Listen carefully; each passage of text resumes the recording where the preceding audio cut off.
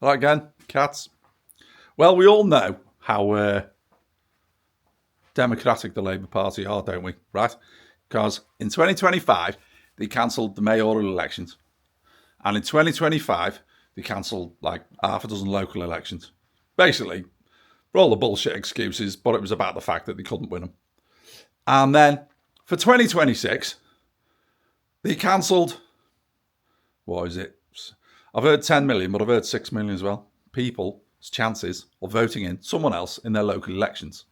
30 odd councils, I believe, something like that. Yeah, and everyone's putting their hand up to. They gave them the opportunity. The Labour Party didn't say, yes, we're going to cancel them. They gave them the opportunity to say they didn't want a local election because they were too busy, supposedly, dicking around, setting up some sort of second-tier political election, some way of reorganising the councils. Right. Very limp excuse, basically, is what it was. And, of course, when they were given this decision, they all went, oh, no, we don't want the elections. Now, why was that, do you think? Because apparently 26 councils have gone, we don't want the elections, and 23 of them are Labour. Ooh, strange coincidence, isn't it? And 3 are Conservative. Ooh. And all 26 of those are in seats where they've got more chance of pulling a golden goat out of their arseholes than they have of winning, because reform is going to trounce them. So now they don't want the elections. So that is how democratic the Labour Party is. It's wonderful, isn't it? But it gets better. Oh, gets better. Because Mr. Andy Burnham, who was an MP, and he's an MP with a big gob, good lad.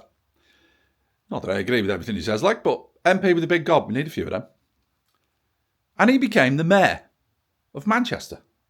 Appears he's done a pretty good job. I don't live in Manchester, so I'm not 100% on that. But it does appear that he's done a pretty good job. And he has a good reputation. So somebody came up with the idea that, I know what we can do here. We can get Andy Burnham back in as an MP, right? And then, the word is, he can stand against Mr. Keir Starmer. Don't know why I said Mr. then. But him. That's top man at the moment. Top man. Him that sits at the head table as a little poison dwarf and hasn't got a clue what he's doing. You know what I mean? Yeah. Him. With his 600 quid free glasses. Wish I could get 600 quid free glasses. And his, what did he get? £2,000 suits and £6,000 suits or whatever it was, like freebies. Oh, yeah, prick. Anyway, oh, sorry, supposed to be not swearing. But back to where I was. Andy Burnham. So Andy Burnham decides, yes, I think I will run as an MP. So there is a place, which I can't remember, I think it's Denton in Manchester, where the MP there decided he would stand down and he would allow Andy Burnham in the local elections, which would then take place, Andy Burnham to run in his place. But Andy Burnham had to go through a set of, let's say, assessments in order to do that, because he would have to then cease being the mayor and join the Berks in Parliament as an MP. And he is assessed by, I believe, 9 different people for this role. It appears that 8 of these people are friends of Mr. Starmer. And guess what happened? They blocked him. Yeah, they blocked him. They just chopped him off. They went, nah, you can't do it, son. You can't be an MP. So there we are. There's another example of democracy at its best. Mr. Keir Starmer just stops the man from running because he doesn't want a challenger. What? So you don't feel you've done enough damage then, Mr. Starmer, no? You haven't done enough damage. You don't want people to have a choice, no? Because you know best. Obviously you do, because you've only done 14 U-turns so far, haven't you? And what's on the list now then we're going to U-turn on? It looks like you can't be getting tried by a group of your peers as a jury in court. It appears that one's looking pretty dicey at the moment, one of your brilliant ideas. That one could be disappearing. And the Chagos Islands, the wonderful Chagos Islands that we owned, have sovereignty over, that you've given away. And then we have to pay X amount of millions every year for 99 years to lease it back. hang on a minute here. If I own something, I'll sell it. Fair enough. Get the right price for it. But I'm not giving it to someone and then paying them money for me to rent it back. That's like adding 2 and 2 and making 375 out of it. What bullshit idea is that?